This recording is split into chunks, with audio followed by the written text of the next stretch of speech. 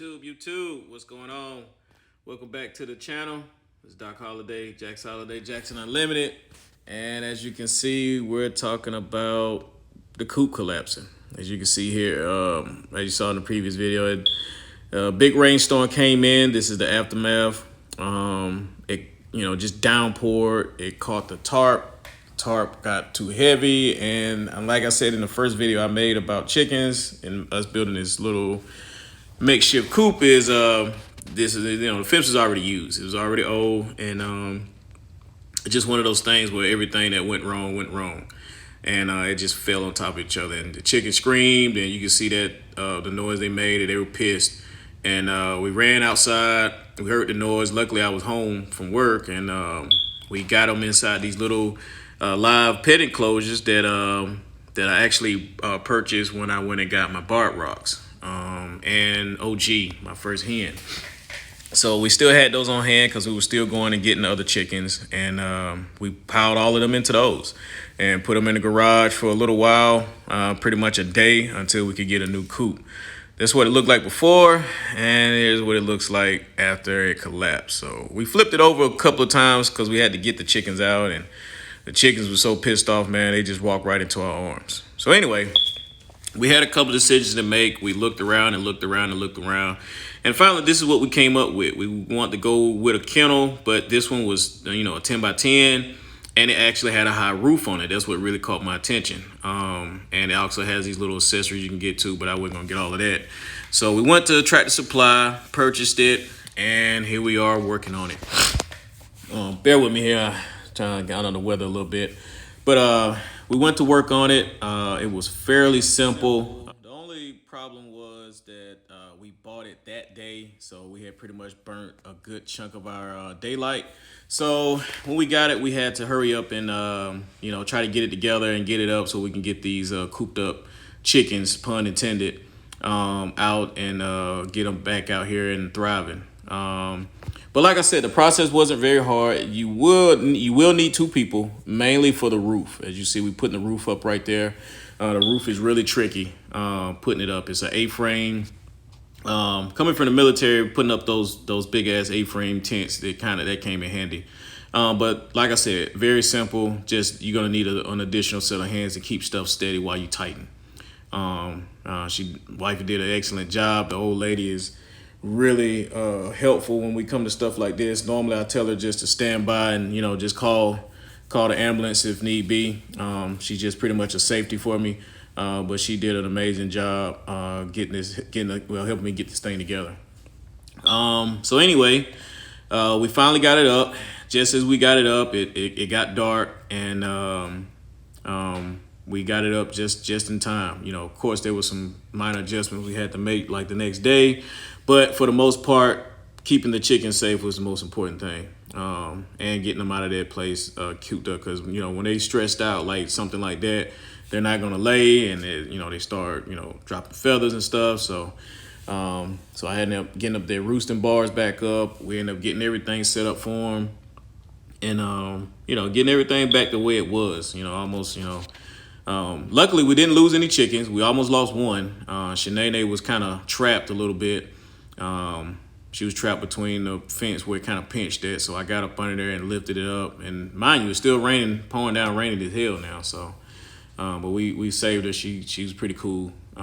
So we ended up getting all of our chickens back in, all accounted for. I think we had 14 at a time. But we got them taken care of, got them situated. So here we are setting it up. Drogon's doing his thing. He's coming in and inspecting it. By the way, before I forget, we use the palletized bedding, and that is the best stuff ever. It comes in like little pellets. It looks like little pellet feeds, as you can see right there. But when you drop it down, it's going to be pellets. But over time, as they step on it and crush it, it turns into just dirt, sand kind of, sort of. And it keeps, it's real good. It's perfect for them, especially when they're dust bathing and stuff like that. It is the best. It's not dirty. It doesn't leave you filthy when you put it down like it would the straw. Drogon, apparently he likes it. He's over there laying down in it.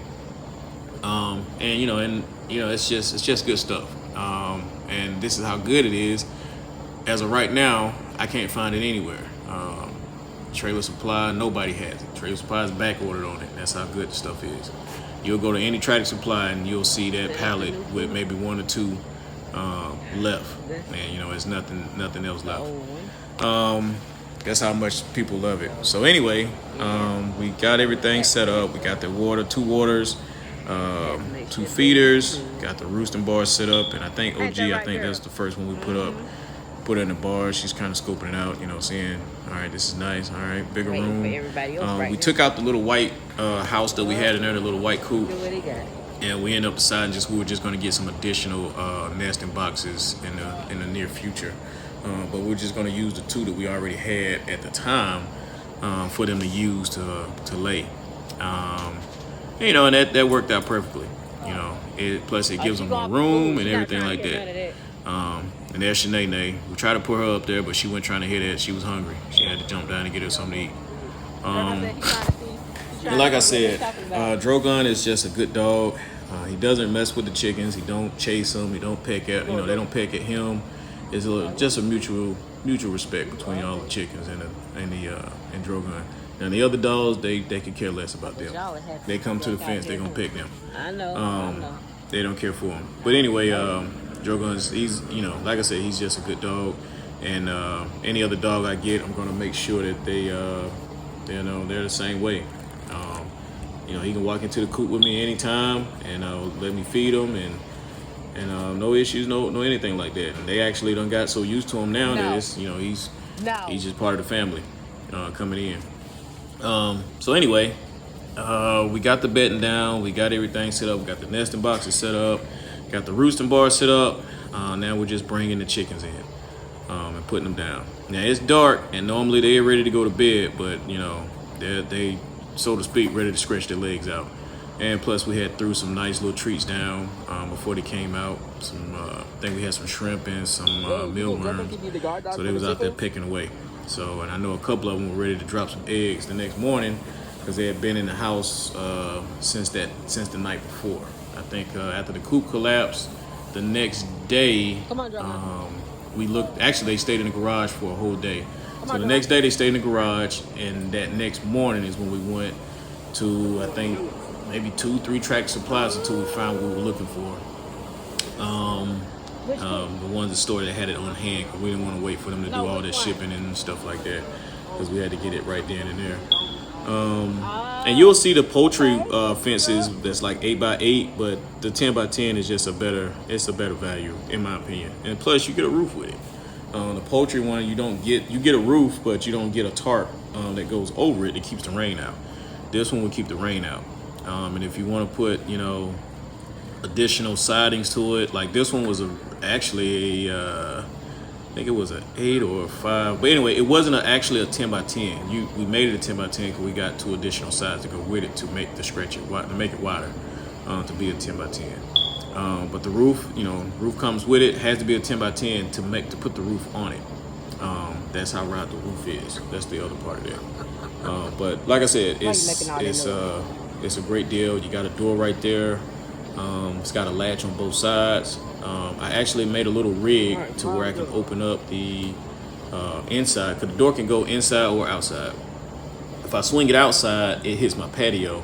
So I made a little rig so I can open it and just push it in. And the other reason why is to keep them in, because they like to run out and act crazy and stuff sometimes. So like I said, it was a really good deal. We were kind of lucky to get it in that fast a time, because normally stuff like that is always on and it's hard to get to it, but it worked out. So I think, like I said, I think at the time we got 14, and we're bringing them out now and putting them back in, and after a while we just kind of close the door and just kind of see how they like it, and reinforce the sides. Because the first thing they normally do in the morning time is go towards the edge of the fence and find little ways to peck outside of the fence at bugs and worms and stuff like that. So we make sure we fortify the bottom part all the way around. Even though we got dogs, the dogs, dogs can get lazy, get tied up or tangled up and miss out of the job, So you have to make sure you have that secondary security in place as well. So anyway, we're bringing the last little bit of them out. They actually, I think 2 or 3 of them laid eggs inside the the little live carrier thing. So we're trying to get them, and some of them are brand new to the flock. I think we picked up 3 more. We picked up Elvis. Oh, there's Elvis. So that's Elvis. We're not sure. I actually think he's a rooster, and he's starting to show more signs of a rooster. So more than likely he's a rooster. But we picked up him and Cookies and Cream and Chew Toy, who's down at the left. Chew Toy got her name from running out of the pen, like I was talking about earlier with the door, and dog got a hold of her. So anyway, she survived. So Chew Toy was born. So anyway, those are, I think, the 3 last editions we had that we got from them. And no, I take that back. We did get 2 more, but I'll talk about them in a minute. So anyway, as you see, there's the roof. Nice wide door. I love this door. The door is very wide, especially like somebody my size. I can easily open the door and get in. I don't have to do all kind of acrobatics to get inside the coop or inside the pen to get to them. And I just love the how tall the whole thing is. You know, the other one I had to kind of hunch down, and I'm only like 5 something. You know, not nowhere near 6 foot. So if I got to hunch over or squat just to get in to something, that's pretty short. But this one, yeah, it's got a nice size to it. And the only thing I didn't like, and everybody hated this, was the spacing between the bars. Too much. But you can easily put chicken wire on it and cover those little spaces up. Run chicken wire, and you can run it inside, outside, or you can just run it outside. But definitely, that's really the only con I can see to this. Because as you can see in the pictures before, what I showed, there are spaces or little compartments where you can add on to it. Like you can put a dog house, you can add another coop to it. And there's actually a pen out there that you could put a coop to the back of it, to where they come straight out the coop and straight to the into the enclosure, into the pen enclosure. And very beautiful, but they didn't make it anymore. They sold out or something like that. We could never find one. So this was the next best thing, and it worked. Can't remember the name of it. I think it's Retriever or something like that. But, you know, and it's multi-purpose. You know, if we ever decide to say, you know what, we're done with this chicken thing, you know, we want to, you know, just go back to dogs or whatever, and hey, we got a nice pen that we can use for the dogs. But, you know, I don't see that happening no time soon. We kind of got accustomed to these chickens, and they're healthy and strong and laying eggs for us, and they're not hard to take care of. They're pretty self-sufficient. You know, all you got to do is go out there and throw food, and you're good to go, and collect the eggs, and you're good to go. But other than that, you know, they are a little complicated. You know, you have to keep an eye on them on a lot of stuff, especially what you feed them and stuff like that. But for the most part, they're like little dinosaurs, honestly. And there we go. We got all of them in. They're walking around. They're happy. They're pecking. They're scratching.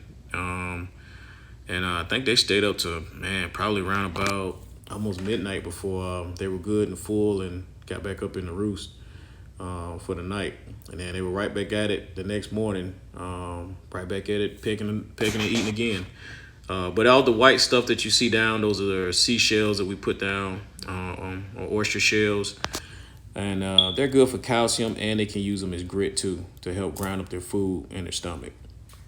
And it's good for the calcium to help them build, you know, stronger eggs that they have when they lay eggs or whatnot. So here's the next morning. I had to come out and check on them. Everybody's happy. Definitely Shanae and OG, they were definitely happy. Even this new little bucket we got over here that we can, you know, they can kind of drink out of this new little feeder. Only thing I hate about it, the dirt accumulates at the bottom of the little cups real easily, and after a while the pressure will lose in both of them. You have to go get 2 new cups and replace them. But other than that, you know, it's worth a try. I think I used it for a minute, and then I was like, you know, I just go get a bigger feeder, because the other feeder I got on the other side of Drogon over there is actually pretty nice. Yeah. So, but anyway, like I said, they started laying immediately as soon as we got back. As soon as they got up that morning, as you can see, the fence is way bigger. I love it. It way more room for them to walk around and enjoy themselves till I can get everything situated in the backyard to let them free range. This is gonna be where they at. Like I said, I love the roof, how tall it is. It was money well spent, especially since we can use it for more than just chickens. All right, so we're gonna start talking about the pullets we brought in. We had 2 new additions.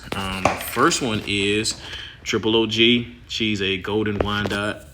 She drops brown eggs. I think she's actually crossbred because the guy had a bunch of chickens out there, and I mean he had everything. Easter eggers, which is what the other 3 we got.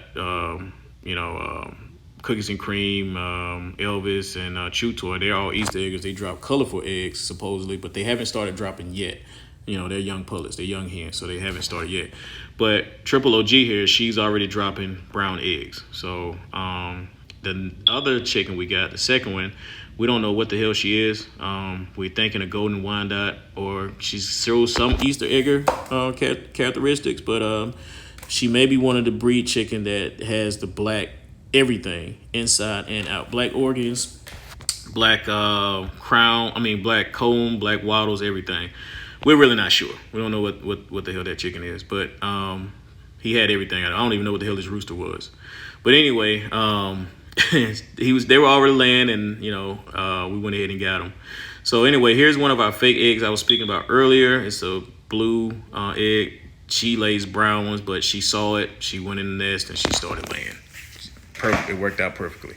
And these are the eggs that her and the henchmen were dropping soon as they got there. Little brown eggs and brown eggs. So, but anyway, that guy was pretty cool. He was leaving, and he, like I said, he was selling all his flocks. So we ended up getting 5 from him for really good deep deals. And we'll get into when the other hens start laying when they do. But anyway, like I said, man, I appreciate everybody. And if you got any questions, comments, concerns, contradictions, advice, put them in the comments below. Peace.